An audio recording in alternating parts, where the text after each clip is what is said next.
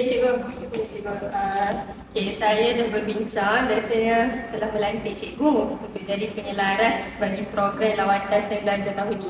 Okey, saya nak cikgu uruskan segala pengangkutan dan apa-apa yang berkaitan dengan teliti, boleh? Boleh, Tuan. Okey, lagi satu, pastikan cikgu ikut betul-betul semua prosedur kewangan dan juga sebut harga dipatuhi, okey? Boleh Boleh Tuan, tak ada masalah. Tadi, kenapa ni? Yang paling kepala ni, guru besar baru bagi kerja baru. Nak mengurus lawatan tentang bas, surat penari apa, dengan detektif lagi. Banyak Alah, kau relax je. Benda macam ni biasa. Kau pilih je syarikat bas yang mudah untuk kau hubungi.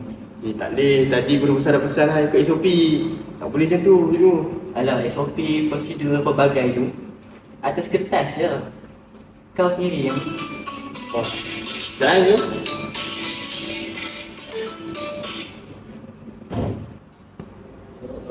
Assalamualaikum cikgu Hadi.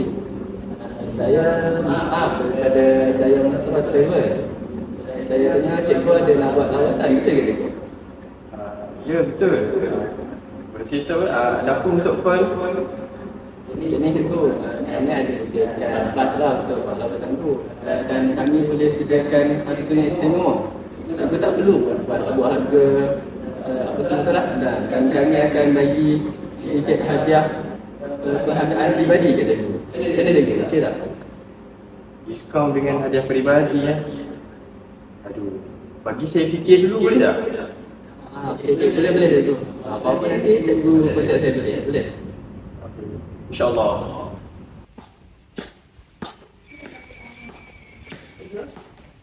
Cikgu Ali. Cikgu Ali. Ya. Ni bukan yang cikgu minta hari tu. Oh, terima kasih. Nak cakap sini kan, saya nak tanya lah yang hari tu apa pasal prosedur semua tu okey tu? Itulah, baru tadi saya dapat call. Ada syarikat bas ni. Dia offer kat kita. Tapi dia kata dah ada diskaun khas yang hadiah. Tapi masalahnya tak ikut prosedur.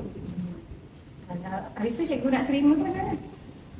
Itulah, tadi Cikgu Faiz kata kat saya, ambil je. Dia kata senang. Dia kata macam tu. Biasanya macam tu lah kat sini. Tapi kan saya rasa lah kalau cikgu terima, mungkin kita akan terlibat dengan isu integriti. Tak boleh nak betul. Assalamualaikum. Saya terdengar perbualan kamu berdua tadi. Dalam pengurusan sekolah ni, kalau setiap keputusan yang melibatkan kewangan, kita perlu tebus dan supaya boleh diaudit.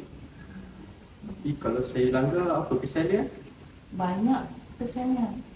Boleh melibatkan tindakan tertib, kemudian nama sekolah kita akan ditegas. Dan tambah pula, ibu bapa dan masyarakat akan hilang kepercayaan pada kita. Terima kasih cikgu sudi terima tawaran dan bersekat kami. Tak ada masalah lah. Jadi bila dah terima ni, biasalah diri kita hari tu lah. Ya, saya akan bagi hadiah terbaik untuk cikgu. Kita akan urusan semualah. Jadi apa-apa urusan selepas ni kita bagi call ataupun chat lah. Baik, boleh cikgu. Kita je. Baik, terima kasih cikgu. Saya dengar perolehan syarikat asli tidak mengikut prosedur sekolah. Kalau macam itu, macam mana kami sebagai ibu bapa ni nak percaya pihak sekolah ni urus duit dengan baik?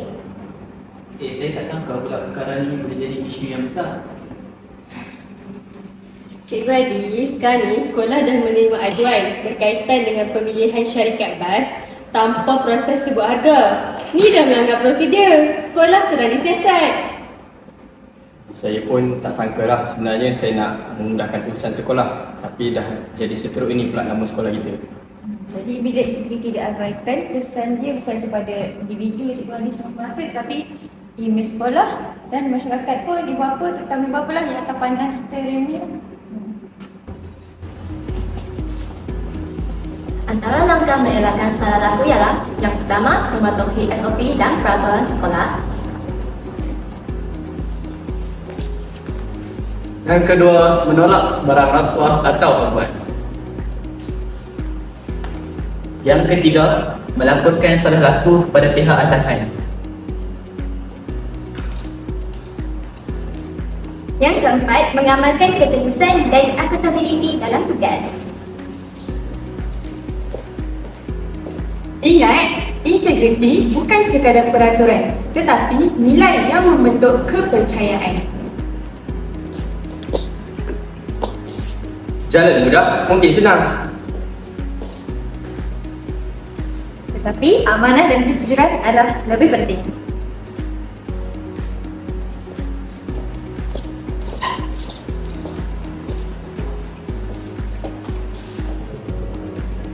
Utamakan integriti. Demi masa depan yang berkualiti.